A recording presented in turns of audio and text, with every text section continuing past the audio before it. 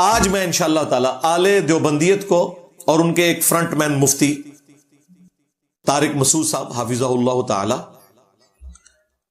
ان کے سامنے رکھ رہا ہوں، کیونکہ اس رمضان میں انہوں نے مجھے چھیڑنا شروع کر دیا. پہلے تو میں برداشت کرتا رہا کہ ٹھیک ہے یار چلو ایک کلپ بنائے گا، اب جیسی اس کی ویورشپ گرتی ہے وہ پکڑ کے ایک کلپ بنا دیتا ہے. دیکھ لیں 4 ملین سے زیادہ سبسکرائبر ہیں اور ویورشپ کتنی ہے؟ 5000 7000 8000 حد 10000.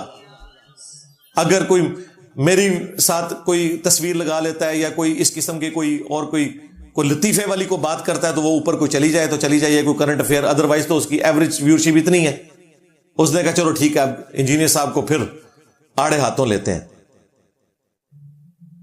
اور وہی فروئی مسائل کو اٹھا رہا ہے. میں نے ان لوگوں کو پہلے بھی بتایا ہے، اللہ کے بندو، بنو امیہ کی چالیں جہاں ختم ہوتی ہیں نا وہاں سے ہماری عقل سٹارٹ ہوتی ہے. یہ ذہن میں رکھنا. ہم تم سے کبھی بھی فروئی معاملات کے اندر بات نہیں کریں گے جب تک کہ تمہارے اصولی عقائد جو ہیں قرآن و سنت سے ثابت نہیں ہوں گے. مجھے بتائیں، اگر ایک قادیانی مجھے آ کے کہے کہ آپ رفع الیدین پہ مجھ سے بات کریں، کیونکہ قادیانی تو حنفی ہیں جی، حنفی بریلوی، حنفی دیوبندی، حنفی قادیانی. قادیانی بغیر رفع الیدین کے نماز پڑھتے ہیں. ہمارا کوئی اسٹوڈنٹ رفع الیدین شروع کر لے کہتے ہیں انقریب قادیانی ہو جائے گا. اوے قادیانیت تو چھوڑ گیا ہے وہ. ہاں یہ باتیں میں اس لیے کر رہا ہوں کہ تم جب یہ گالی دو گے نا پھر ہم تمہیں اسی لیول کی گالی دیں گے. سورہ شورا میں آیا کہ برائی کا بدلہ اسی لیول کی برائی ہے، ذہن میں رکھنا. تو قادیانی تو تمہارا بزرگ تھا، حنفی تھا. ان کا جو موجودہ خلیفہ ہے اس نے تو باقاعدہ ویڈیو میں کہا کہ ہم حنفی ہیں. You follow generally Imam Abu Hanifa's fatwa were very largely accepted by the Ummah, and unless we find reasons to disagree with him, we would generally follow the fiqh Hanafiya. Investigate personally directly. The overbearing principle should be that you follow Hazrat Imam Abu Hanifa. This is the entire attitude of Jamaat Ahmadiyya. جاؤ ان کی عبادت گاہوں میں دیکھو نماز کس طریقے سے پڑھ رہے ہیں. ہمارے اسٹوڈنٹ تو بخاری مسلم میں جو رفع الیدین کے ساتھ طریقہ ہے اس کے مطابق نماز پڑھتے ہیں جو سنت طریقہ ہے. قادیانی والی نماز تو تمہاری ہے. تو قادیانی کوئی آگے کہیں جی ہم ثابت کریں گے کہ رفع الیدین ختم ہو چکا ہے تو انجینئر صاحب ہم سے بات کریں. ہم کہیں گے نہیں بھائی، تمہارے سے ہمارا اصل ایشو ختم نبوت کے اوپر ہے. تم رفع الیدین شروع بھی کر لو تب بھی ہم تمہیں مسلمان نہیں مانیں گے جب تک کہ تم ختم نبوت کا عقیدہ درست نہیں کرتے. یہ اصولی بات ہے کہ نہیں؟ ایتھیسٹ سے ہمارا اصل اختلاف ایگزسٹنس آف گاڈ کے اوپر ہے. جب تک وہ خدا کو نہیں مانتے نا ہم نے ان سے نہیں ڈسکس کرنا کہ نبی الاسلام کی 11 شادیاں کیوں تھیں، نبی الاسلام نے جنگیں کیوں لڑی. یہ بات کی بات ہے. نبی الاسلام کے دنیا میں آنے سے پہلے بھی اللہ تھا، اللہ ہمیشہ سے ہے. اللہ ہے یا نہیں، گاڈ ہے یا نہیں، یہ اصل اختلاف ہے. اور خدا کسی پیغمبر کا محتاج نہیں ہے کہ اس کی شناخت کے لیے کسی پیغمبر کی ضرورت ہو. پیغمبر کا آنا عوام کے لیے نور علی نور ہے، ورنہ اللہ تعالیٰ تو اپنی قدرتوں سے عیاں ہے. تو ختم نبوت جب تک سیٹل نہ ہو قادیانیوں سے رفع الیدین پہ بات نہیں ہوگی، اگرچہ وہ حنفی ہیں. اس طریقے سے حنفی دیوبندیوں سے بھی جب تک ان کے اپنے عقیدے جو انہوں نے اپنی کتابوں میں لکھے ہیں وہ ثابت نہ کر لیں ان سے فروع کے اوپر بات نہیں ہو سکتی جب تک اصولی مسائل اپنے سیٹل نہ کریں. تو جان بوجھ کے نہ کوئی بات کبھی نمازوں کو جمع کرنا، جتنے وہ وسوسے بتا رہے ہیں ہمارے اسٹوڈنٹس میری پرانی ویڈیو سے کلپ جوڑ کے ایسا اسے منہ توڑ جواب دے رہے ہیں. اس بیچارے کو تو پتہ ہی نہیں ہے کہ تو نے تو کئی دلائل ابھی ذکر نہیں کیے جو میں نے پہلے ہی ذکر کر کے ان کا بھی جواب دے دیا. کیونکہ ہم بھی تو حنفی رہے ہیں نا کسی زمانے میں. ہاں وہ بھی کیا دن تھے، ہم بھی ایک جن تھے. آج ہم دیو ہیں، جنوں کے بھی پیو ہیں، بلکہ دیو کے بھی پیو ہیں، دیوبند والا. یہ میں وہ ایک مزاح کے طور پہ بات کر رہا ہوں، وہ بگوٹن باپ والی بات نہیں کر رہا، روحانی استاد والی بات کر رہا ہوں. تو ہم سے زیادہ کون جانتا ہے کہ ان کے پاس کون سے دلائل ہیں. اور میں پوری ایمانداری کے ساتھ مخالفین کے دلائل بھی رکھتا ہوں، ان کے بھی جواب دیتا ہوں. تو ہمارے سٹوڈنٹس کر رہے ہیں کلپس، وہ جو بھی کوئی ایک اس طریقے سے بات چھوڑتا ہے وہ کہتے ہیں یہ لو یار جواب لے لو. لیکن ہم اپنے مین چینل سے، پلیٹ فارم سے عقائد کے اوپر جب تک معاملات سیٹل نہیں ہوتے فروع پہ ہم ان معاملات کو آگے نہیں لے کے چلیں گے. ہاں پرانی ویڈیوز میری موجود ہیں، وہ سٹوڈنٹس اپلوڈ کریں، ملادہ بات ہے. جب تک تم اصولی باتوں کے اوپر اپنے عقیدے ثابت نہیں کرتے ہو. تو میں نے آل بریلویت کو بھی 5 حوالے دیے تھے، ان کے ساتھ اس رمضان میں جو ہونا تھا ہو گیا. اب مجھے بتائیں، جب ان کا بڑا بھائی عید والی رات نکلے گا تو 2 جنازے اسے اٹھانے پڑیں گے، ایک بریلویت کا، دوسرا دیوبندیت کا، کہ پیچھے سے کیا ہو گیا. اور تو ہو نہ لینا تھے پھر بھی تو بچنا. ہاں انشاءاللہ تعالی. آج میں ان دیوبندیوں کو بھی اور ان کے اس فرنٹ مین گول کیپر کو، مفتی طارق مسعود صاحب کو حافظہ اللہ تعالی، میں تو احترام سے ان کا نام لوں گا، اگرچہ میں ان کے اعصاب پہ سوار ہوں. پہلے وہ انجینئر صاحب کہتے تھے، اب وہ کہتے ہیں جی جیلم والی سرکار، اور کہتے ہیں یہ تو وہ شف سرکار سے بھی بڑی سرکار ہے. جی سرکار، میں آپ کے جتنے پرانے بزرگان دین ہیں نا، جنہوں نے اپنے ناموں کے کلمے پڑھائے ہیں، میں ان سے بھی بڑی سرکار ہوں، بے فکر رہیں آپ. تو 5 ریفرنسز میں دوں گا انشاءاللہ تعالی. اور پھر ہمارے اسٹوڈنٹس کا کام ہے کہ ان کی قبر تک کلپ جانے چاہیے، جب تک یہ اپنی قبر میں نہیں پہنچ جاتے، کہ ان باتوں کو پہلے ثابت کرو کہ پھر آگے فروئی معاملات سٹارٹ ہو. اور ان کو پتہ ہے کہ ان باتوں کا جواب نہیں. دیکھیں یہاں سے گئے ہوئے اسے 2-2.5 سال ہو چکے ہیں، کہتا ہے میں بورے لے کے آیا تھا، آج تک وہ بورا کھول نہیں سکا کہ جس میں وہ دیوبند کے عقیدوں کا دفاع کر سکے.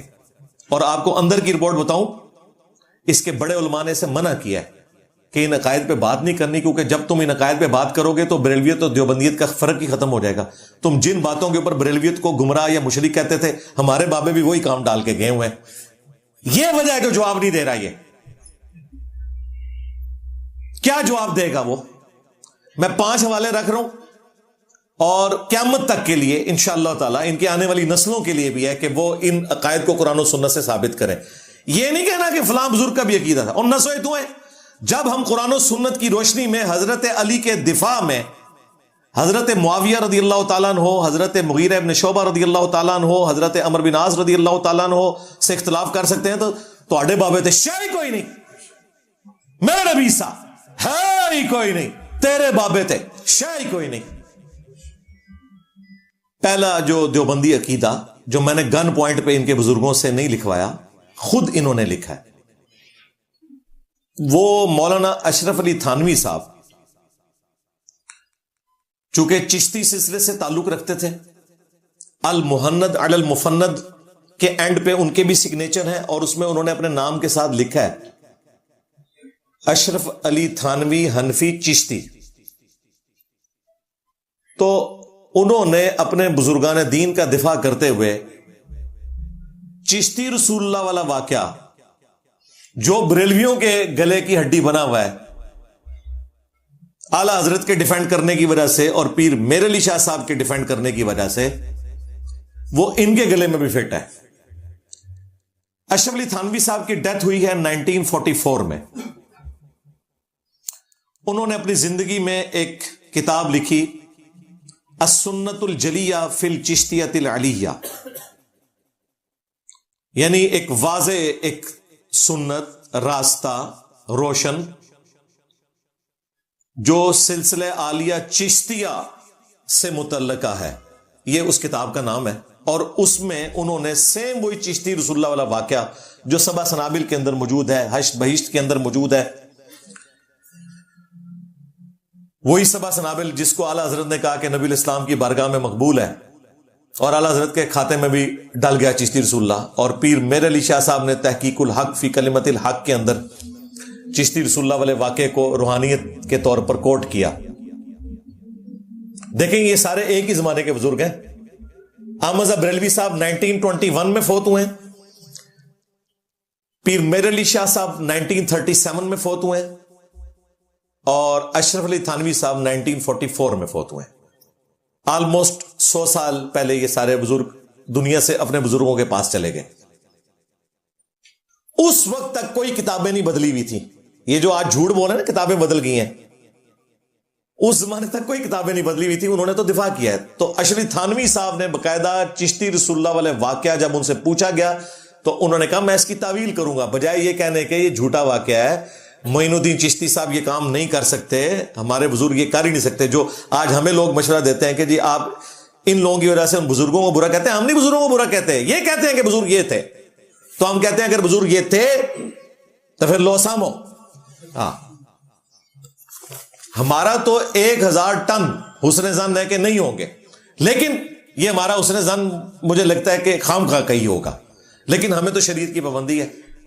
ہم انہی کی بات کو صحیح مانتے ہوئے جو یہ کہہ رہے ہیں ہم کہتے ہیں کہ دفاع کی ہے. اور دیکھیں ان لوگوں کا علم حدیث کا لیول دیکھیں, حکیم الامت جی سینکڑوں کتابوں کے مصنف ہے, اس نے اس واقعے کے جواب میں 3 باتیں لکھی, 3 اشکال اس نے دور کیے ہیں. اس نے کہا کہ اس واقعے میں جو چشتی رسول اللہ کہلوایا نا معین الدین چشتی صاحب نے, تو یہاں رسول سے مراد ہے نبی صلی اللہ علیہ وآلہ وسلم کا مقرر کردہ. اس سے مراد اللہ کا رسول نہیں ہے بلکہ رسول اللہ کا رسول ہے. اچھا, وہ ٹیکنیکلی بات درست ہے عربی لنگوسٹک کے اندر, ترمذی میں حدیث لے کر آئے اور یہ حدیث انہوں نے کوٹ کی, مشکات میں بھی حدیث موجود ہے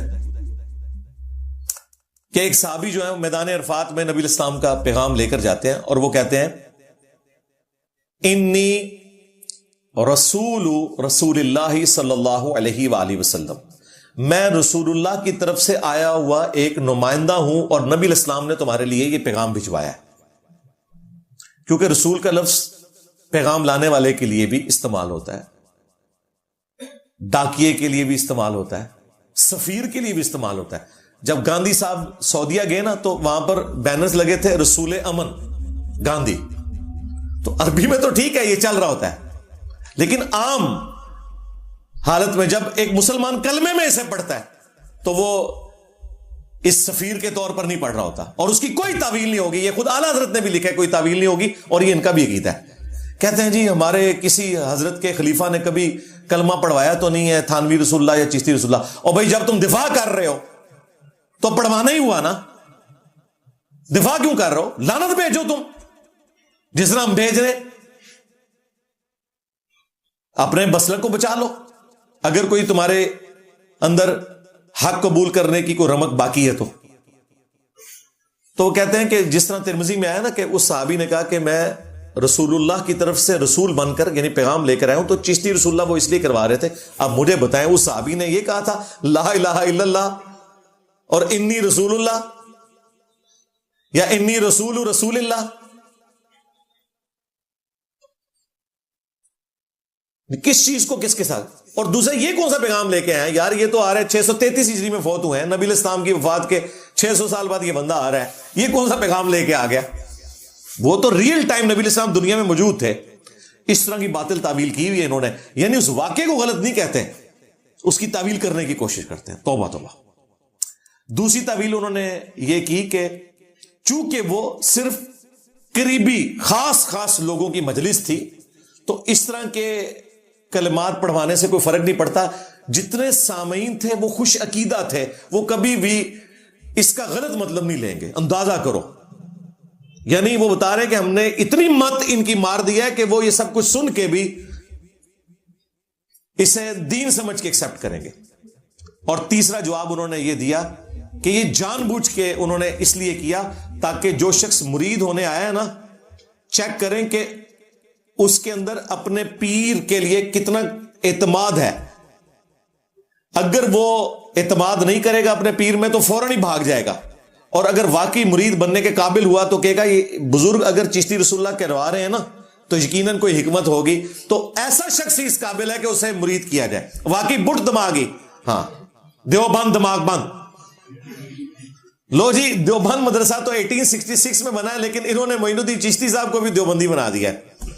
ہاں ظاہر ہے جب دفاع کر رہے ہیں کہ اس زمانے میں بھی دماغ بند ہوتے تھے. اندازہ کریں.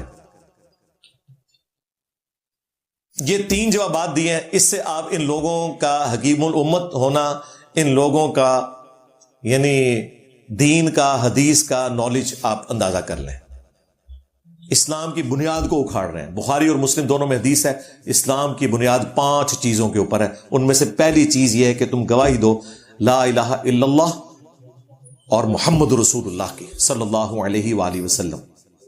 اس کے بعد ہے پھر نماز قائم کرنا، پھر زکوٰۃ، اس کے بعد حج، اور پھر رمضان کے روزے. تو اسلام کی بنیاد کا یہ مذاق اڑا رہے ہیں. سورہ توبہ میں اللہ تعالیٰ نے منافقین سے ہی تو فرمایا تھا، کیا اللہ اور اس کا رسول ہی رہ گئے ہیں کہ تم ان کے ذریعے ٹھٹا اور مذاق آپس میں کرو؟ یعنی وہ جب اس قسم کے کوئی معاملات کرتے تھے کہتے ہیں ہم تو مذاق کر رہے ہیں. تو اللہ نے کہا کہ یہ اللہ اور اس کا رسول، ان کو تختہ مشق بنا رہے ہو، تم ایمان لانے کے بعد کافر ہو چکے ہو. یہ قرآن کے الفاظ ہے سورہ توبہ کے. تو یہ چشتی رسول اللہ یہ پہلا ریفرنس ہے. دیکھیں کیا زمانہ تھا، بریلوی اس سے منہ چھپاتے پھرتے تھے، اب دیوبندیوں کے کھاتے میں بھی چشتی رسول اللہ ڈال چکا ہے. وہ کتاب دریافت ہو گئی ہے. اب دونوں بھائی جو ہے نا گلے لگ کے رو، اب مل بیٹھ کے نا. ویسے تو مفتی منیب الرحمان صاحب نے تو تھوڑی سی ہمت دکھا کے چشتی رسول اللہ کے اوپر فتویٰ لکھ دیا ہے، اگرچہ انہوں نے جعل سازی کی ہے اور کہا کتابیں بدل گئی ہیں. ہم نے کہا بھی پرنٹنگ کی کمائی تم لوگوں نے کھائی، کتابیں کو نہیں بدلی. تمہارے تو پیر میرے علی شاہ صاحب بھی دفاع کر کے گئے ہیں اور اعلیٰ حضرت بھی، لیکن پھر بھی کچھ ہمت دکھائی ہے. مفتی تقی عثمانی صاحب کو بھی ہمت دکھانی چاہیے. اعلان برات کرتے ہیں، ایک سٹیپ تو طے کریں نا. چند بھولی بھالی جو بھیڑے ہیں نا انہیں تو بچا لیں. دوسرا دیوبندی عقیدہ تھانوی رسول اللہ. کہتے ہیں جی یہ ہمارا عقیدہ کیا ہے، حضرت کے کسی مرید نے تھانوی رسول اللہ نہیں پڑھا. یار میں یہ کہہ رہا ہوں کہ تمہارے حضرت کے مریدین یہ پڑھتے ہیں، میں یہ کہہ رہا ہوں ان کا دفاع کیوں کرتے ہو؟ وہ تو قادیانی بھی غلام احمد قادیانی کے نام کا کلمہ نہیں پڑھتے، وہ بھی محمد رسول اللہ ہی کہتے ہیں، لیکن اس کے امتی نبی ہونے کا دفاع کرتے ہیں. اور تم تھانوی رسول اللہ کا دفاع کرتے ہو. مناظرے لڑے ہوئے ہیں تم نے. کہتے ہیں دیکھیں آپ اس مرید کے اوپر خام خواہ چڑھائی کرتے ہیں. وہ تو خود کہہ رہا ہے میں ہوش میں نہیں ہوں. پہلے اس نے خواب میں دیکھا، اس کے بعد بیداری میں بھی وہ کہہ رہا ہے میں اپنی ہوش میں نہیں ہوں. اور جب کوئی ہوش میں نہ ہو تو بخاری میں حدیث موجود ہے تعلیقاً، اور ترمذی میں پوری سند موجود ہے کہ 3 لوگوں سے اللہ تعالیٰ نے قلم اٹھا لیا ہے. ایک مجنون پاگل شخص جب تک کہ اس کی عقل واپس نہ آ جائے، دوسرا نابالغ بچہ جب تک کہ بالغ نہ ہو جائے، اور تیسرا سویا ہوا شخص جب تک کہ بیدار نہ ہو جائے. بالکل میں آپ کے ساتھ ہوں. ہم بابی کو نہیں کہہ رہے، بابے کو کہہ رہے ہیں. ہاں بابی تو بیچارہ بابے کے ساتھ لگا اور فارغ ہو گیا. اصل میں بابا مجرم ہے. جب بابے کو اس نے خط لکھا کہ میں نے خواب میں بھی پڑھا اور بیداری میں بھی پڑھا. جھوٹ بولتے ہیں، کہتے ہیں نہیں خواب ہے، آگے لکھا ہے بیداری. یار یہ جھوٹ تو اشرف تھانوی نے نہیں بولا. اس نے جواب میں پتا کیا لکھا ہے؟ اس واقعے میں تسلی ہے. اس نے بھی نہیں کہا اس خواب میں تسلی ہے. اسے پتا تھا کہ اس نے بیداری میں پڑھا ہے. اس واقعے میں تسلی ہے کہ تمہارا پیر یعنی خود میں اشرف تھانوی متبع سنت ہوں، اس لیے تم نے میرے نام کا کلمہ پڑھا ہے خواب میں بھی اور بیداری میں بھی. اس کو تسلی دے رہے ہیں بجائے یہ کہنے کہ یار توبہ کر تیرے شیطان چڑھا ہوا ہے. اور دیکھیں مرید بچارہ اپنی آخرت تو برباد کر بیٹھا، بابے کی آخرت بھی لے گیا. وہ مرید اس لیے ہوا تھا تھانوی صاحب کا کہ میری آخرت بچے. تھانوی صاحب بھی نال لے گیا، آپ پہ گیا بابا جی بھی لے گیا. یار ان بابوں نے کس دن کام آنا ہے؟ بچارے نے تو مرید اس لیے ہوا تھا کہ وہ نبی الاسلام کا غلام بنتا. وہ تو اس کلمے سے بھی جاتا رہا. پھر بھی بابا اس میں مجرم ہے، بابی کو تو ہوش نہیں ہے. ٹھیک ہے اس سے قلم اٹھا ہوا ہے. وہ تو صحیح مسلم میں حدیث ہے جو یہ پیش کرتے ہیں، ہم مانتے ہیں بھائی. جو نبی الاسلام نے ایک توبہ کرنے والے شخص کی مثال بیان کی ہے کہ اللہ تعالیٰ کو کتنی خوشی ہوتی ہے، جتنا کہ اس شخص کو خوشی ہو کہ جو کسی ریگستانی سفر پر ہو اور اچانک اس کی سواری گم جائے. اب اسے موت سامنے نظر آئے، کیونکہ ریگستان میں تو سواری گم اسی پہ سامان تھا، پانی بھی کھانا بھی. اپنی موت کا انتظار کرنا شروع کر دے. اچانک دوبارہ سے اس کی نظروں کے سامنے سواری آ جائے ساز و سامان کی بھری ہوئی، اور بے اختیار اس کی زبان سے نکل جائے. کہنا تو اس نے یہ تھا کہ اے اللہ میں تیرا بندہ تو میرا رب، لیکن زبان لڑکھڑا گئی. اس کی زبان سے نکلا اے اللہ تو میرا بندہ میں تیرا رب. آگے الفاظ ہے من شدت الفرح، خوشی کی شدت کی وجہ سے زبان لڑکھڑائی ہے. یہ نہیں کہ بیٹا پڑھ چشتی رسول اللہ، یہ نہیں ہے.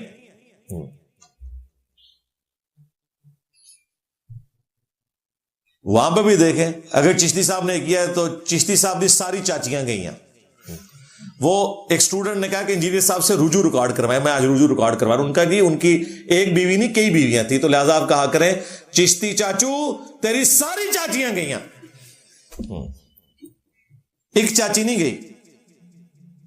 آپ کو تو یہ کہتے ہیں کہ جھوٹی موٹی بھی قادیانی لکھ دے جرمنی جانے کے لیے, چاہے دل میں ایمان بھی ہو, وہ کفر کی موت مرے گا.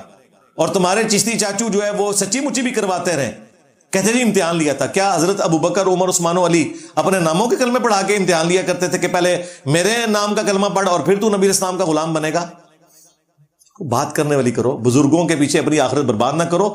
وہ تو جہاں پہنچ گئے. ہمارے بڑوں کو بھی جہاں انہوں نے پہنچانا تھا پہنچا دیا, ہم اپنے آنے والی نسلوں کو تو بچا لیں, اپنے آپ کو تو بچا لیں. تو بابے کو ہم کہہ رہے ہیں, بابی کو نہیں. اور میں حیران ہوتا ہوں کہ اس طرح کے تو پولیٹیکل بابے نہیں. آپ مجھے بتائیں, آپ اس وقت جتنے ہمارے پولیٹیکل لیڈر ہیں نا, جن کے بارے میں لوگ کہتے ہیں بڑے دنیا دار ہیں, خواہ وہ نواز شریف صاحب ہوں, زرداری صاحب ہوں, عمران خان صاحب ہوں, فضل الرحمان صاحب ہوں, اگر آپ ان کو لکھیں نا کہ ہم آپ کے نام کا کلمہ پڑھ رہے ہیں, یہ بھی ہاتھ جوڑ لیں گے اور یار مرمان لگا سانو, چاہے ایک نماز نہ انہوں نے پڑھی ہو. ویسے تو پڑھتے ہیں ماشاءاللہ, سارے ہی پڑھتے ہیں, تب بھی یہ جرت نہیں کریں گے. دنیا دار بندہ بھی یہ جرت نہیں کرے گا کہ جی بڑی تسلی ہے کہ جس پارٹی کو تو نے ووٹ ڈالا وہ متبع سنت ہے. یہی لکھا نا تھانوی صاحب نے. تو یہ دوسرا حوالہ ہے, یہ ان کے گاٹے میں فٹ ہے. آپ یہ بھی نہیں کہہ سکتے کہ آل امداد رسالہ چینج ہو گیا. اچھا آپ کو حیران کن بات بتاؤں, آل امداد رسالہ تو ایک منتھلی رسالہ نکلتا تھا جس میں تھانوی صاحب کچھ اپنے مضامین لکھتے تھے اور سوالات کے جوابات اور خوابوں کی تعبیریں بیان کیا کرتے تھے. 1944 میں تھانوی صاحب فوت ہو گئے, رسالہ بند ہو گیا. 80 سال ہو چکے ہیں. آل امداد رسالہ تو ان کی زندگی میں بھی ایک ہی دفعہ چھپا ہے, وہ اس سے اگلی دفعہ تو اگلے مہینے کا چھپا نا.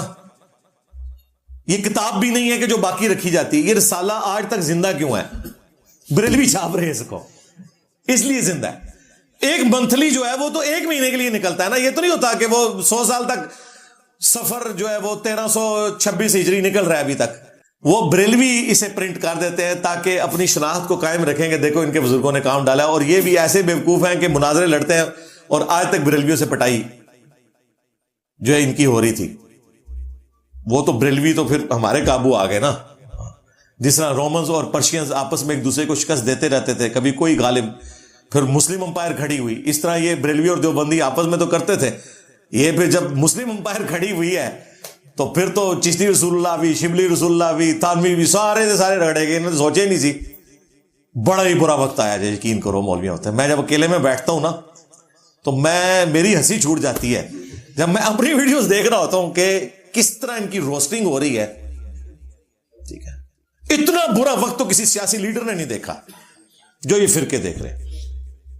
اور ان کا علاج ہے, کیونکہ انہوں نے 1200 سال میں اللہ اور اس کے رسول کے نام کو بیچ کر عز وجل صلی اللہ علیہ وآلہ وسلم جدادیں منائی, عزتیں کمائی, مکے اور مدینے کی آوازیں لگا کر سواریاں سوار کی, لیکن پھینکی جا کے اجمیر میں, بغداد میں, بریلی میں, دیوبند میں. کتنی بڑی غداری ہے. جب غداری اتنی بڑی ہے نا تو اللہ تعالیٰ کی طرف سے سزا بھی اتنی بڑی ہے.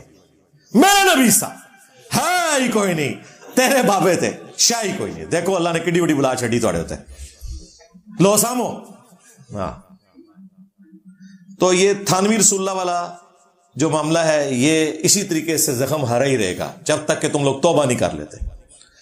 اچھا, کئی لوگ ان کو مشورہ دیتے ہیں کہ یار انجینئر کا منہ بند کرو, توبہ کرو. وہ کہتے ہیں توبہ اگر ہم نے کر لی تو ماننا پڑے گا تھانوی صاحب سے فارغ ہو گئے. تو ہماری وہ جو سند چلتی ہے نا, استاد اس کا استاد, وہ ٹوٹ جائے گی. اور میں ویسے ہی 5 چڈی ہے تھوڑی ساری سند بچانے کے چکروں میں انہوں نے اپنا بیڑا غرق کروا لیا.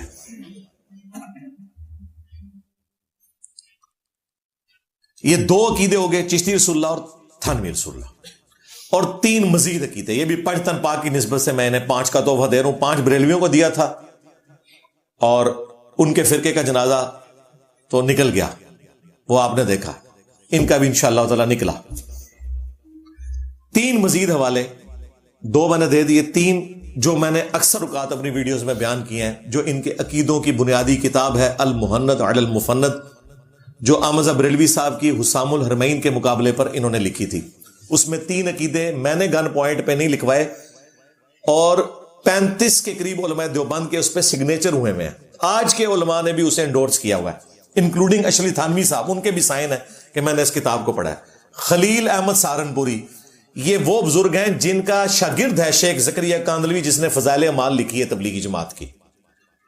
اور فضائل اعمال میں خلیل احمد سہارنپوری کا ذکر اس نے جگہ جگہ کیا ہوا ہے کہ میرے پیر صاحب، اس نے لکھی ہے المہند علی المفند. 26 کوسچنز اس وقت کے صوفی علماء، سعودی حکومت سے پہلے کی بات ہے، انہوں نے بھیجے. جب احمد بریلوی نے کہا کہ تھے وہابی جے، تو انہوں نے 26 سوال بھیجے، تو انہوں نے اس کے عربی میں جواب دیے. یہ 1906 میں چھپی ہے، آج 2024 ہے. یہ عقیدے خود لکھے انہوں نے. ویسے تو پوری کی پوری کتاب کا پوسٹ مارٹم ہو سکتا ہے. میں نے 3 عقیدے رکھے تھے جو ایک عام دیوبندی کو سمجھ آ رہے کہ یار یہ ہمارے بزرگ بھی بریلویوں والے عقیدے رکھتے تھے، صوفیوں والے عقیدے رکھتے تھے قرآن و سنت سے ہٹ کے. تو وہ اب 3 عقیدے اس کے ساتھ ایڈ ہو گئے، یہ ٹوٹل 5 بن جائیں گے. 2 میں بیان کر چکا، چشتی رسول اللہ، تھانوی رسول اللہ. تیسرا عقیدہ جو المہند سے ہے کہ رسول اللہ صلی اللہ علیہ وآلہ وسلم کی قبر مبارک اللہ تعالیٰ کے عرش اور کرسی سے افضل ہے، والعیاذ باللہ تعالی. یہ عقیدہ لکھا. ہم پوچھتے ہیں کہاں لکھا؟ یہ کہتے ہیں فلاں بزرگ. او کیڑا فلانا ہے؟ فلاں بزرگ. جب ہم قرآن و سنت کی روشنی میں حضرت علی کی سپورٹ میں، حضرت امیر معاویہ رضی اللہ تعالیٰ عنہ، حضرت مغیرہ ابن شعبہ رضی اللہ تعالیٰ عنہ، حضرت عمر بن عاص رضی اللہ تعالیٰ عنہ سے علمی اختلاف رکھتے ہیں، احترام اپنی جگہ، تو تواڈے بابے تو شاہی کوئی نہیں فلانے بزرگ نے. نہیں، عقیدہ نص قطعی سے قرآن و سنت کے واضح دلائل سے ثابت کرنا ہوگا آپ کو کہ عقیدہ کہاں لکھا ہوا ہے. عقیدہ کوئی ثابت نہیں ہوتا. پھر نہ یہ قرآن و سنت میں نا اس کا جواب تلاش کرتے ہیں. دیکھیں میں ان کے جواب بھی ساتھ ہی ریکارڈ کروا رہا ہوں. مفتی حنیف قریشی کے لیے بھی میں نے پیپر آؤٹ کیا تھا، اور میں نے کہا تھا کہ جو تیرا آن لائن اگر یہ ڈیبیٹ ہو جاتی اس وقت جی ٹی وی کے اوپر، تو جو میں نے دلائل رکھنے ہیں میں پہلے ہی ریکارڈ کروا رہا ہوں، جا تیاری کر لے. یار اتنا کوئی سخی ہوتا ہے؟ دیکھ لو مولا علی کے ماننے والے کتنے سخی ہیں. اور میں نے کہا تھا اس سے ہٹ کے میں کوئی دلیل بھی نہیں رکھوں گا. میں نے جو دلائل اس وقت رکھنے نا، جو تم لوگ کہتے ہو ہم بورا کھولیں گے اور بتائیں گے، انجینئر ہمارے سامنے بیٹھے گا تو بتائیں گے، اس وقت انجینئر صاحب کا فیض جب ہم پہ جاری ہوگا تو ہم جواب دیں گے.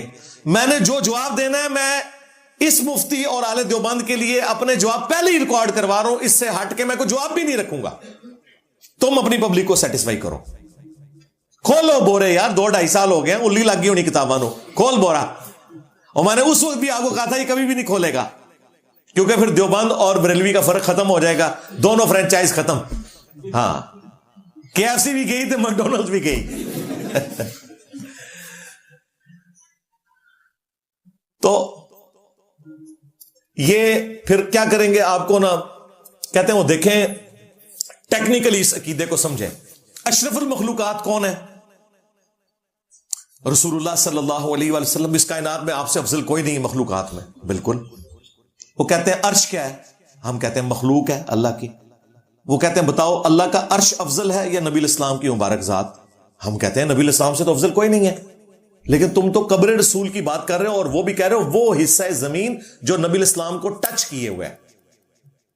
نبی الاسلام کو تم نے نہیں کہا، قبر رسول کے اس حصے کو کہا ہے. حالانکہ تمہاری یہ بات بھی غلط ہے. نبی الاسلام کے جسم اطہر کے ساتھ کوئی چیز ٹچ ہی نہیں کر رہی. مسلم شریف میں حدیث ہے نبی الاسلام کی قبر میں سرخ رنگ کی چادر بچھائی گئی تھی تاکہ وہ مٹی آپ کے جسم کو نہ لگے. پہلے تو اپنا ذرا عقیدہ اپڈیٹ کر لو. یہ بھی تمہیں میں دسنا سی مسلم شریف چوں پڑھ کے. اچھا، دوسرا وہ حصہ زمین جو ٹچ کر رہا ہے، وہ کہتے ہیں دیکھیں وہ نبی الاسلام کی جو مٹی کا خمیر ہے نا، وہ اس جگہ سے اٹھایا گیا تھا. تو گویا کہ وہ مٹی نبی الاسلام کے جسم کا حصہ ہوئی نہ. اگر یہ مانو گے تو حضرت ابوبکر عمر کی قبریں بھی ساتھ ہیں. وہ ایک ہے، وہ پورا ریاض الجنہ ہے. اور دوسرا نبی الاسلام کی جس مٹی سے تخلیق ہوئی وہ تو اس مٹی سے جدا ہو گئی، باقی جو بچ گئی وہ نبی الاسلام کی مٹی نہیں ہے. ٹیکنیکل جب کوئی بات کر رہا ہے پھر ٹیکنیکل جواب آئیں گے آگے سے. اور آخری بات, نبی علیہ السلام کا بال مبارک, آپ کا کرتا مبارک صحابہ کرام کے پاس تھا. بخاری میں آتا ہے کہ بال مبارک کا دھون مریض پیتے تھے, شفا یاب ہوتے تھے. مسلم شریف میں آتا ہے کالا جبہ تھا آپ کا, کسروانی تیالسی, اس کا دھون شفا کے لیے صحابہ کرام لیتے تھے. یہ نبی الاسلام کے اوریجنل تبرکات تھے. کیا کسی ضعیف روایت میں بھی آیا ہے کہ صحابہ کرام نے حضور کے کرتے کو یا بال مبارک کو کہا کہ اللہ کے عرش سے افضل ہے؟ ان کے دماغ میں کوئی فطور ہی نہیں تھا اس قسم کا کہ اس طرح کی اینالوجیز بنانی ہے. دیکھو کتنے گیا میرا دماغ. تسی تے مٹی نو لے کے بیٹھے ہو, میں کہہ رہا ہوں حضور کا اپنا بال جو آپ کے جسم کا حصہ ہے. صحابہ کرام کو تو نہیں یہ ایکویشن بنانی آئی جو تمہارے بزرگوں کو بعد میں آئی ہے. کیوں؟ صحابہ کرام کی تربیت نبی الاسلام نے کی تھی. جی بخاری میں حدیث ہے, دیکھنا میری شان کو اس طرح بلند نہ کرنا جس طرح نصارہ نے اپنے پیغمبر کو بڑھایا, عیسیٰ ابن مریم کو. میں اللہ کا بندہ اور اس کا رسول ہوں, مجھے اللہ کا بندہ اور اس کا رسول ہی کہنا. محمدن عبدہ و رسولہ صلی اللہ علیہ وآلہ وسلم. صحابہ کرام کے سامنے یہ تھا. پھر مسلم شریف کی حدیث, نبی علیہ السلام نے اپنی وفات سے 5 دن پہلے کہا کہ دیکھنا اگلے لوگوں میں سے جب کوئی پیغمبر یا نیک آدمی فوت ہو جاتا تھا وہ اس کی قبر پہ سجدے شروع کر دیتے تھے. میں تمہیں اس کام سے منع کرتا ہوں, میری قبر کے ساتھ یہ نہ کرنا. پھر مسند احمد میں حدیث, نبی علیہ السلام نے دعا کی, اللہم لا تجعل قبری وثنا یعبد, اے اللہ میری قبر کو وہ بت نہ بننے دینا کہ لوگ اس کی پرستش شروع کر دیں. نبی علیہ السلام نے اپنی قبر کو بت کہہ دیا. حالانکہ ہمیں تو دنیا میں اپنی جان, مال, عزت, آبرو, اولاد, ماں باپ سے بڑھ کر نبی علیہ السلام کی قبر مبارک عزیز ہے. لیکن نبی علیہ السلام توحید کو اسٹیبلش کرنے کے لیے کہہ رہے ہیں کہ میری قبر کو بت نہیں بنانا, اور اللہ سے دعا کر رہے ہیں کہ میری قبر کی بھی اگر پوجا ہوگی تو وہ بھی بت بن جائے گا. اس میں نبی علیہ السلام کی قبر مبارک کا قصور نہیں ہے, لیکن وہ ایکٹیویٹی تو غلط ہے. پھر بخاری اور مسلم دونوں میں حدیث ہے, اما عائشہ کہتی ہیں نبی علیہ السلام کے آخری دن چل رہے تھے, آپ تکلیف کی شدت کی وجہ سے بار بار چہرے اقدس سے اپنی چادر ہٹاتے, پاس پانی کا برتن تھا, ہاتھ گیلے کر کے بخار کی شدت کو ٹھنڈا کرتے, اور بار بار اپنے زبان مبارک سے الفاظ آپ کے جاری ہیں, لعن اللہ الیہود والنصارى اتخذوا قبور انبیائہم مساجدا, اللہ کی لعنت ہو یہود و نصارہ پر, انہوں نے اپنے نبیوں کی قبروں کو سجدہ گاہ بنا لیا تھا. یہ حدیث یہاں ختم نہیں ہوئی, اما عائشہ کے الفاظ ہیں, اگر ہمیں خطرہ نہ ہوتا کہ لوگ رسول اللہ کی قبر پہ سجدے شروع کر دیں گے, ہم نبی علیہ السلام کی قبر کو زیارت کے لیے اوپن چھوڑ دیتے. اوپن نہیں چھوڑی, آج تک اوپن نہیں ہوئی. اس زمانے میں بھی اما عائشہ کی اجازت کے بغیر کوئی اندر نہیں جا سکتا تھا, سلام اللہ علیہا. لیکن ہمیں ڈر تھا کہ نبی علیہ السلام نے وفات کے وقت ہمیں ڈرایا ہے کہ ان کی قبر کے ساتھ یہ کچھ نہ ہو. یہ اما عائشہ کا فتویٰ ساتھ موجود ہے بخاری مسلم میں. پھر بخاری مسلم میں وہ حدیث, نبی علیہ السلام کے آخری دن چل رہے ہیں, حضور کی 3 بیویاں آپ کے پاس بیٹھی ہوئی ہیں, سیدہ عائشہ, سیدہ ام حبیبہ, سیدہ ام سلمہ رضی اللہ عنہن وعلیہم السلام اجمعین. 2 تو سینئر بیویاں ہیں جو شروع کی مسلمان ہیں, جنہوں نے ہجرت مدینہ سے پہلے جو حبشہ کی ہجرت ہے وہ بھی کی ہوئی ہے اپنے ایکس ہسبینڈز کے ساتھ, ام حبیبہ نے اور ام سلمہ نے. تو وہ آپس میں بات کر رہی ہیں کہ جب ہم حبشہ گئے تھے وہاں ہم نے ماریہ نام کا ایک گرجا دیکھا تھا جہاں تصویریں لٹکی ہوئی تھی. نبی علیہ السلام بیماری کے عالم میں ایک دم کھڑے ہو گئے, اپنے بستر سے اٹھ کے بیٹھ گئے. آپ نے فرمایا یہی ان میں خرابی تھی, جب ان کا کوئی نیک آدمی یا پیغمبر فوت ہو جاتا تھا اس کی قبر کے اوپر وہ تصویریں لٹکا دیتے تھے اور پھر وہاں پہ سجدے شروع کر دیتے تھے. قیامت کے دن اللہ کے حضور یہ بدترین مخلوق ہوں گے, بدترین مخلوق. یار یہ حدیثیں جن صحابہ نے سنی ہو انہوں نے یہ کہنا ہے کہ وہ حصہ زمین جو حضور کو ٹچ کیے ہوئے ہے اللہ کے عرش کرسی سے افضل ہے. پیچھے اس کے وہ مینٹالٹی ہے غلو والی, یہ ذہن میں رکھیے گا, کیونکہ الرحمن علی العرش استوى, رحمان اپنے عرش پر مستوی ہے. ہم اس کی کوئی مثال نہیں بیان کرتے جیسا کہ اس کی شان کے لائق ہے. تو انہوں نے نا اس کا ایکویلنٹ بنایا کہ چونکہ اللہ عرش پر مستوی ہے اور نبی قبر کے اندر ہے، تو اللہ کا عرش اس کی فضیلت کم ہے، نبی کی قبر کا نچلا حصہ اس کی فضیلت زیادہ ہے. آپ سمجھ آئیے مینٹالٹی کدھر گئی ہے. یہ وہی غلو ہے پیغمبروں کے کیس میں ایک دوسری شکل میں سامنے آ گیا. پیچھے یہ ہے، شیطان ہے پیچھے. ہاں تو دیکھیں جو انہوں نے لیم ایکسکیوزز رکھنے تھے میں وہ بھی بتا رہا ہوں، جواب دے رہا ہوں. پیپر آؤٹ مفتی صاحب. ہاں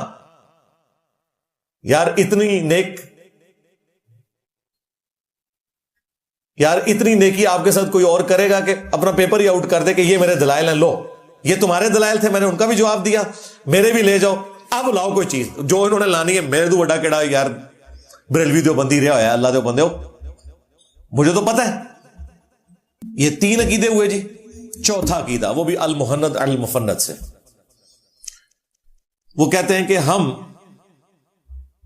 بزرگوں کی قبروں اور سینوں سے فیض لینے کے قائل ہیں، مگر اس طریقے پر نہیں جو عوام میں رائج ہے، اس طریقے پر جو خواص کو معلوم ہے. اب جب ہم اسے پوچھتے ہیں وہ خواص کا طریقہ کون سا ہے، وہ بتا نہیں سکتے. او اللہ معافی دے، عوام تو بھی پیڑا جے. قبروں اور سینوں سے. تو یہ تو نہیں بتاتے تھے. یہ پتہ کیا کہتے ہیں؟ وہ کہتے ہیں یہ قبروں اور سینوں سے مراد یہ ہے کہ ایک اصطلاحی بات ہے کہ ایک استاد شاگرد کے سامنے بیٹھتا ہے تو اس کے سینے میں جو علم ہے وہ ٹرانسفر ہو جاتا ہے، ظاہر ہے وہ اس کی شاگردگی اختیار کرتا ہے. اور یہ ایسی یہ جواب دیتے ہیں وہ، اور کہتے ہیں قبروں سے فیض. ہم کیا کہہ رہے ہیں قبروں سے مانگنا؟ وہ تو بریلویوں کا کام ہے، وہ تو شرک کرتے ہیں. قبروں سے فیض یہ ہے کہ کسی نیک آدمی کی قبر پہ آپ جائیں، اللہ کے حضور دعا کریں، اللہ تعالیٰ اس نیک بندے کی اس قبر کی جو ویسینٹی ہے، وہ پریمیسز، وہ دعاؤں کی قبولیت کی جگہ ہے. قبر والے سے کچھ نہیں مانگنا، وہ تو شرک ہے، اللہ سے ہی مانگ رہے ہوتے ہیں. یہ قبروں سے فیض ہے. یہ اس کی تعویل کریں گے. نا مفتی صاحب نا، ہم خود بتائیں گے کہ آپ کے بزرگ کس طریقے سے قبروں سے اور سینوں سے فیض ٹیکے لگا کے نچوڑتے تھے. قبروں سے فیض یہ ہے کہ اشری تھانوی صاحب نے ارواح ثلاثہ کتاب لکھی ہے جسے حکایات اولیاء بنا کے وہ پیش کر رہے ہیں. اس میں انہوں نے لکھا کہ قاسم نانوتوی صاحب جنہوں نے مدرسہ دیوبند بنایا، مرنے کے 6 سال کے بعد قبر سے نکلے، خواب میں نہیں بیداری میں. اور نیچے تشریح کی ہوئی ہے کہ ہو سکتا ہے کہ روح نے جسم میں تصرف کر کے اسی جسم کو نکالا ہو، یا کوئی امثالی جسم روح نے بنا لیا ہو اور اس کے ساتھ آیا ہو. اے بھی لکھا ہے جنال. اور دیوبند کے 2 مولویوں کی صلح کروا کے دوبارہ قبر میں واپس چلے گئے، خواب میں نہیں بیداری میں. اور کہتے ہیں جن بزرگوں کے پاس وہ آئے تھے نا، سخت سردیوں میں بھی لحاف کے اندر ان کا پسینہ چھوٹ گیا. ویسے کچھ اور بھی چھوٹ گیا ہوئے گا، غور نہ چیک کرنا سی. باج ہوتا غسل کیتا ہوئے انہوں نے. ظاہر ہے مردہ نکل کے آ جائے تو یہ حالت ہو جاتی ہے، پسینہ چھوٹا ہوگا، بازو کا اس سے بھی آگے کی کنڈیشن ہو جاتی ہے. یہ ہے جی قبروں سے فیض. میں نے پورا پمفلٹ لکھا ہے کہ ان کے لوگ ان کے بزرگوں کی قبروں کی مٹی لے کے جاتے تھے، اس سے فیض حاصل کرتے تھے. قبروں سے فیض کے عقیدے کا تحقیقی جائزہ جب یہ میرا پمفلٹ آیا نا تو ان کو آگ لگ گئی دیوبند کے علماء کو. انہوں نے کہا یار یہ تو ہمیں بریلویوں کی صف سے بھی نیچے جا کے کھڑا کر دیا. میں نے نہیں کھڑا کیا، یہ ساری کی ساری علمی خدمات علماء دیوبند کی تھی، میں نے نہیں کھڑا کیا. یہ تو ہو گیا قبروں سے فیض. سینے سے فیض ہم آپ کو بتاتے ہیں، انہوں تو نہیں بتانا. ہاں سینے سے فیض یہ ہے کہ وہ اشری تھانوی صاحب نقل کرتے ہیں کہ ایک جلسے کے موقع کے اوپر دیوبند مدرسے کے جو بانی ہیں قاسم نانوتوی صاحب، ان کو ان کے استاد رشید احمد گنگوئی صاحب نے، جن کو بریلوی کہتے ہیں گند گوئی. گنگو ایک علاقہ ہے. گنگوئی صاحب کی اولاد میں سے کتنے لوگ الحمدللہ انڈیا میں کتاب و سنت کے منہج پہ آ گئے. ہمارے لائف سیشنز میں آ کے انہوں نے خود بتایا ہم گنگوئی صاحب کی اولاد سے ہیں. پھر ہم پوچھتے ہیں وہ میاں والے؟ کہتے ہیں ہاں جی وہی میاں والے. دیکھیں میاں کی اولادیں بھی چینج ہو گئی ہیں. ہاں الحمدللہ. تو وہ جلسے میں انہوں نے انہیں چرپائی پہ لٹایا اپنے ساتھ عاشق صادق کی طرح. اب یہ بتائیے عاشق صادق کیا؟ یہ ٹرم دیکھو یار، انہوں نے کیتا بھی سیدھے لکھ کیوں دیتا ہے؟ پھر لٹا کے کروٹ بھی اس کی طرف کی. ہاں وہی کچھ ہے جو آپ سمجھ رہے ہیں نا, جو میں کہنا نہیں چاہ رہا, وہی کچھ. حتیٰ کہ قاسم صاحب نے کہا میاں لوگ کیا کہیں گے, یعنی لوگ, ان کا لوگوں کو کہنے دو, یہ تو دیوبند دماغ بند ہے, ان سے کیا فرق پڑتا ہے ہمیں. یہ ہے جی سینے سے فیض, کیونکہ اس میں الفاظ ہیں عاشق صادق کی طرح سینے پہ ہاتھ رکھا. یعنی یہ سینے سے فیض اس طرح دیتے ہیں کہ بڑا مفتی جو ہے چھوٹے مفتی کو اپنے ساتھ لٹاتا ہے, پھر اس کی طرف کروٹ کرتا ہے, پھر اپنا ہاتھ اس کے سینے پہ رکھتا ہے اور پھر فیض ٹرانسفر کرنا شروع کر دیتا ہے. اور یہ مذاق والی بات نہیں, یہ تھانوی صاحب لکھ رہے ہیں نا, میں نے تو نہیں ان کو کہا کہ آپ اس کا طریقہ بتائیں. تو المحنت سے یہ آج تک طریقہ نہیں بتا سکے تھے کہ قبروں سے اور سینوں سے فیض کے میں نے بتا دیا. اور یہ فیض یہاں رکا نہیں ہے, اس کی اگلی قسط بھی ہے. تذکرۃ الرشید میں لکھا ہے کہ ایک رات رشید احمد گنگوئی صاحب نے خواب میں دیکھا کہ قاسم میاں دلہن کی شکل میں آئے. اچھا, انہوں نے یہ نہیں کہا کہ میں نے اپنی دلہن کو قاسم کی شکل میں دیکھا ہے, پھر تھوڑا شریفانہ قسم کا خواب ہو جاتا. وہ کہہ رہے قاسم دلہن بن کے آ گیا.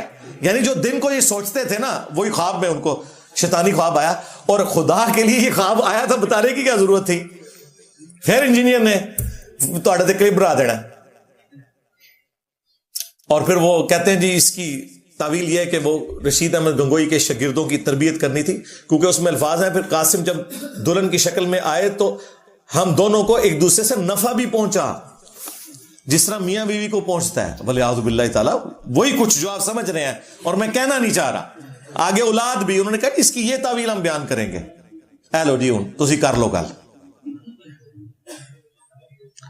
تو اگر یہ لوگ اس کی تشریح خود کر دیتے تو مجھے اس لیول پہ اتر کے نہ کرنی پڑتی. یہ ہے ان کی قبروں اور سینوں سے فیض. 4 عقیدے ہو گئے جی. 5واں عقیدہ, ہم رسول اللہ کی قبر مبارک میں زندگی کو, یہ بھی المحند میں لکھا, دنیا کی سی مانتے ہیں. وہ کہتے ہیں جینی صاحب کہتے ہیں دنیاوی, حالانکہ لکھا ہے دنیا کی سی. دیکھو کیسی ہوشیاری کر دے تھے, لفظ کس طرح سے لکھتے تھے, دنیا کی سی.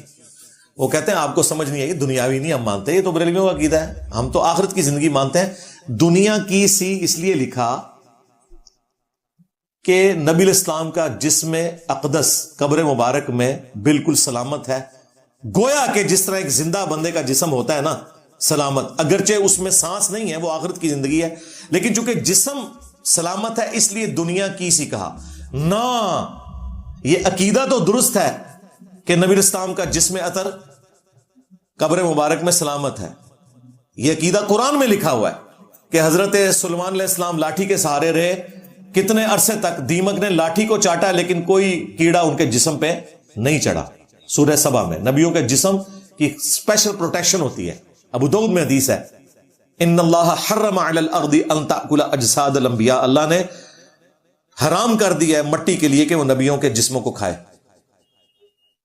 اور المصنف ابن ابی شیبہ میں موجود ہے, حضرت عمر فاروق رضی اللہ تعالیٰ عنہ نے جب تستر شہر فتح ہوا اور دانیال علیہ السلام کا تابوت نکلا تو انہوں نے وہ خط لکھا اور کہا کہ یہ حضرت دانیال علیہ السلام جو انبیاء میں سے ایک نبی ہے ان کا تابوت ہے, اور نبیوں کے جسموں کو نہ مٹی کھاتی ہے, نہ آگ کھاتی ہے, نہ کوئی درندہ کھاتا ہے. یہ تو ہمارا عقیدہ ہے. دنیا کی سی, یہ دنیاوی مانتے ہیں, بالکل ایگزیکٹلی دنیاوی. اب کوئی کہے گا جی میں الزام لگا رہا ہوں, الزام نہیں لگا رہا جناب. شیخ زکریا کاندلوی صاحب نے فضائل حج کے اندر, جو تبلیغی جماعت والے بزرگ ہیں, یہ فضائل حج تبلیغ نصاب فضائل اعمال کا حصہ ہے, اس میں باقاعدہ لکھا ہے کہ 555 ہجری میں جب شیخ احمد رفائی قبر رسول پر حاضر ہوئے اور وہاں انہوں نے اشعار پڑھے نبی الاسلام کی وفات کے 500 سال بعد. سیم واقعہ باپا جانی نے بھی لکھا ہے فضائل سنت میں. ہاں, یعنی KFC میکڈونلڈ دونوں, بریلوی دیوبندی دونوں. تو کہتے ہیں انہوں نے اشعار پڑھے کہ جب میں مصر میں تھا تو میری روح مزار اقدس پہ حاضری دیتی تھی, آج جسموں کے ملاپ کی باری آئی ہے, اپنا دستے مبارک قبر سے باہر نکالیں میں بوسہ دوں. وہ کہتے ہیں 90,000 لوگوں کی موجودگی میں نبی الاسلام نے قبر مبارک سے ہاتھ نکالا. خواب نہیں, بیداری. اب پتہ چلا آپ کو دنیا کی سی کیا ہے. اور کہتے ہیں وہ ہاتھ نکالا, انہوں نے بوسہ دیا, اور زائرین میں عبد القادر جیلانی کا بھی نام ذکر کیا جاتا ہے جو پیر و مرشد ہیں شیخ احمد رفاعی کے. اور دیکھیں میرا دماغ کدھر گیا, میں نے کہا بدبختی ہے کہ عبد القادر جیلانی نے ہاتھ نہیں چوما, نبی الاسلام کا ہاتھ نکلا, مرید نے چوم لیا, کیونکہ صرف ان کے چومنے کا ذکر ہے, ورنہ اگر وہ چومتے تو 90,000 کی لائن لگتی ہے نا, کوئی نہیں ہے. اور 90,000 اللہ دے بندے ہو 555 ہجری سے چھڑ دو, 1055 ہجری بھی 90,000 بندہ مسجد نبوی نہیں سی آندا. یہ تو 80s میں آگے ہوئی ہے جھوٹ.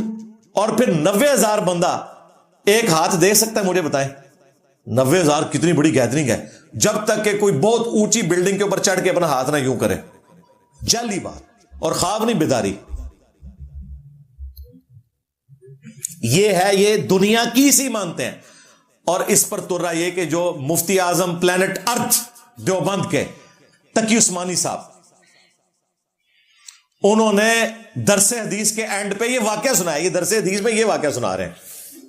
تو مورخین نے لکھا ہے کہ جو ہی یہ شعر پڑھے تو روضہ اقدس میں سے نبی کریم سرور دو عالم صلی اللہ علیہ وسلم کا دست مبارک ظاہر ہوا, اور ہزاروں انسانوں نے یہ نظارہ کیا کہ دست مبارک ظاہر ہوا. احمد کبیر رفاعی رحمۃ اللہ علیہ نے دست مبارک کو بوسہ دیا اور دست مبارک پھر واپس کر. اتنا عظیم الشان واقعہ ان کے ساتھ پیش آیا, اور یہ مورخین نے متعدد تاریخوں میں لکھا ہے, اور لکھا ہے کہ ہزارہ افراد کی موجودگی میں یہ واقعہ پیش آیا. خود یہ واقعہ سنا دیا انہوں نے. اب مجھے بتائیں اس کے پیچھے تو کوئی گنجائش باقی نہیں رہ جاتی کہ دنیا کی سی سے مراد یہ کیا لیتے ہیں, ایگزیکٹلی دنیا والی زندگی. ہم کہتے ہیں عقیدہ کہاں لکھا ہوا ہے. اور یہ ہاتھ مبارک جو ہے وہ سیدہ فاطمہ سلام اللہ علیہا کے لیے تو نہیں نکلا, سیدہ عائشہ سلام اللہ علیہا جو 47 ایئرز تک اسی حجرے کے ساتھ ایک کمرے میں رہی ہیں, ان کے لیے تو کبھی ہاتھ مبارک ظاہر نہیں ہوا. مولا علی کے لیے تو کبھی ہاتھ نہیں نکلا. شیخ احمد رفاعی کے لیے کہاں سے نکلا ہے؟ سب جھوٹ کہانیاں. تو جو انہوں نے دلائل دینے ہیں نا, وہ میں ساتھ ساتھ خود ذکر کر کے ان کے جواب ہی دے رہا ہوں. پیپر آؤٹ ہے, میں نے اور کوئی دلیل نہیں دینی. ان کو ابھی باتوں کے جواب دو. یہ جواب نہیں دینا کہ فلانا, کیڑا فلانا ہے, فلانا بھی لکھ کے گیا. اصول عقائد کتاب و سنت کی نص سے ثابت ہوتے ہیں, فلانوں سے نہیں ثابت ہوتے. فلانا لکھ کے چڑ گیا. قرآن و سنت سے بات کرو. ہم فلانوں کو کدھر مانتے ہیں بھائی؟ جب ہم مولا علی کی حمایت میں حضرت معاویہ رضی اللہ تعالیٰ عنہ, مغیرہ ابن شعبہ رضی اللہ تعالیٰ عنہ, عمر بن عاص رضی اللہ تعالیٰ عنہ سے احترام کے دائرے میں اختلاف رائے رکھتے ہیں, تو تھوڑے فلانے دے شاہی کوئی نہیں. فلانا بھی لکھ کے گیا, لے جاؤ فلانے, قرآن و سنت سے بات کرو. یہ 5 دلائل میں نے رکھ دیے جی, 5 دیوبندی عقیدے جو میں نے نہیں لکھوائے. نمبر 1 چشتی رسول اللہ جو تھانوی صاحب نے دفاع کیا. نمبر 2 آل امداد رسالے سے تھانوی رسول اللہ. نمبر 3 نبی الاسلام کی قبر مبارک کو عرش سے افضل کہا.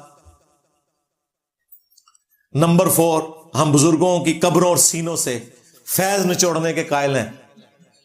اور نمبر 5 نبی الاسلام کی مبارک زندگی قبر کے اندر دنیا کی سی ہے. یہ 5 عقائد ہیں جو انہوں نے اس کے جواب میں کہنا تھا. اس کا جواب بھی میں نے پہلے ہی ریکارڈ کروا دیا, اور جو میں نے کہنا ہے وہ بھی میں نے کہہ دیا. پیپر آؤٹ ہے نا جی. کھول بھائی مفتی ہوں بورے, تو آنا نا بورے نے مرے زندہ, بلکہ بریلویوں بھی نال بٹھا لو, آج کل ایک کو سارے اہل حدیثاں بھی بٹھا لو, کیونکہ وہ بھی گونگے شیطان بنے ہوئے ہیں. یہ تو صرف قاری خلیل نے ہمت کی ہے نا چشتی رسول اللہ پہ بات کرنے کی.